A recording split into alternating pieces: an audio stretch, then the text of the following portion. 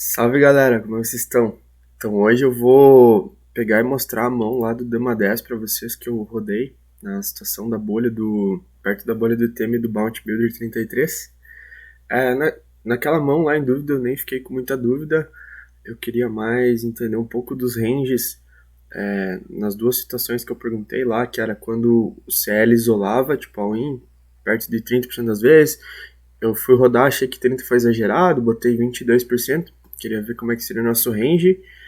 E na situação de rodar em gap, que vai acontecer muito pouco, né? Mas acredito que 10% das vezes ali, talvez 15% ali na prática vai acontecer esse tipo de cenário. E eu queria saber quais seriam as bordas para mandar, né?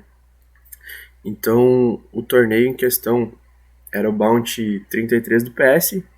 Aqui ele pagava 2.933 mais Bounty para Tampa e premiava 239 jogadores. E a mão em questão é esse Dama 10 aqui. E o primeiro cenário que eu queria dizer era tipo esse cara dando all-in, tendo 39 dólares de bounty, e a primeira faixa de premiação é 28 dólares, né? Paga 239 e a gente tá 253 restantes, ou seja, falta 14. Isso dá provavelmente 3, 4 mãos pro cara foda de TTM, né? Então o primeiro cenário é esse cara isolando, já que o efetivo é 35 blinds. E o segundo cenário é, tipo, rodou em gap, a gente tá de all-in, mas a gente tá coberto pelos dois, né? Então se a gente for dar all-in, vai ter mais o nosso bounty para eles pagarem, eles vão pagar com range mais light, porque eles não caem no torneio. Então eu queria saber o que a gente poderia mandar nesse tipo de spot. Então vamos para a resolução, né? Obviamente eu rodei a mão no HRC. E o primeiro cenário foi a resolução teórica. Então, o primeiro ponto que é importante ressaltar é que o TG deveria chover um range bem tight. Apesar de ele ter só 1.84 blind, o solver considera talvez que se ele estolar, foldar a mão seguinte ser big blind, mesmo com a ante ali, e depois o small blind, ele ainda vai sobreviver mais 3 mãos, né? Então o solver acredita que ele tem que foldar as próximas 3 mãos e garantir TM, então ele deveria chover um range muito tight aqui, que eu acho que não vai acontecer na prática, né? Mas vamos ver primeiro a teoria pura, o que acontece. Então, nosso range de all-in deveria ser... Deixa eu ver se está correto. Esse aqui mesmo. Então, no gap, a gente deveria chovar só esse range aqui. Então, reparem que o dama... Acho que não aparece ali para vocês, né? Não vai aparecer. Peraí. Deixa eu só mudar um pouquinho, então.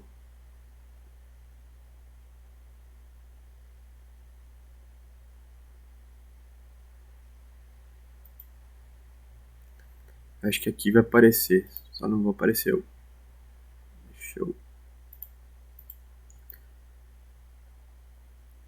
Aqui, ó. Reparem que o dama 10 ele vai estar perdendo 2,99 dólares com chove no longo prazo a cada mão.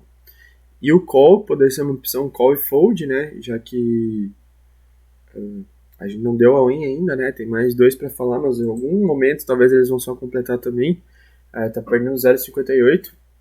A gente vê que a borda teórica mesmo seria As 10 off, As 8 suited, As 8 tá perdendo também, As 9 aqui para dar call e fold, e Rei 10 suited consegue dar win, e Rei Dama off, né?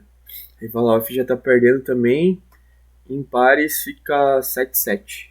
Deixa eu ver Dama Vala suited, Dama Vala suited perde também. Então basicamente fica As 10 off, As 10 suited, Rei 10 suited, Rei Dama off, 7-7 mais, né? Ou seja, o range extremamente tight, basicamente 8, 9% talvez a gente consiga dar win ou call. E é isso, né? O solver aqui tá dando até uns all-in negativo para equilibrar, mas a gente consegue ver que realmente não dá, né? Então essa é a resolução teórica. Aí eu fiz com o TG chovendo mais, que eu acho que é o que vai acontecer na prática. O pessoal vai olhar, putz, só tem um blind pouco, talvez não vai dar para chegar item.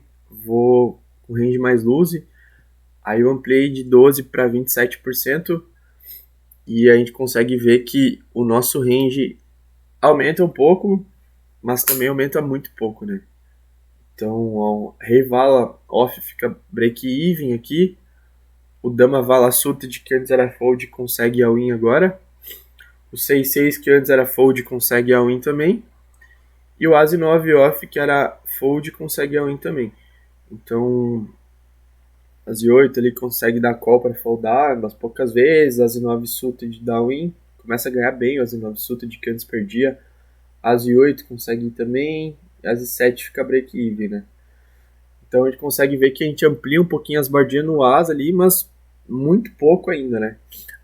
O outro cenário que a gente ia ver era quando o button isola, né? Quando o chip leader isola, então o chip leader deu all-in, nosso range do button fica extremamente tight, né? A gente passa aí de 8-8 mais. As e dama tá perdendo, tá break-even aqui quase, mas ainda tá levemente negativo. De repente, se eu deixar rodar numa profundidade maior, ele fica break-even, né? Tá indiferente. E o as e vala suited aqui tá indo. E o rei dama também talvez fique indiferente, né? Mas a gente consegue ver que se o cell isola, mesmo que os outros dois foldem, né? A maioria das vezes, nosso range é extremamente tight mesmo.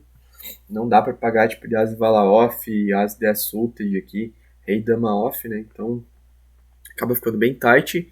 E no cenário que o TG vai um pouco a mais do que deveria, quando o chip líder isola, a gente consegue ampliar um pouquinho, né? Ir para as e vala off mais, as 10 suited, o as 9 fica indiferente aqui, o rei dama off tá quase, né? Mas ainda não, rei vala suited fica indiferente, e o 7-7 não entra, né? O 8-8 aqui não muda tanto, porque a maior parte do range aqui vai ser brothers e tal, mãos que tem duas overs igual ao 8-8, né? Então, alguns as ali a mais domina, mas tem muita mão também que tem muita act a mais, né? Então, acaba não melhorando tanto o range.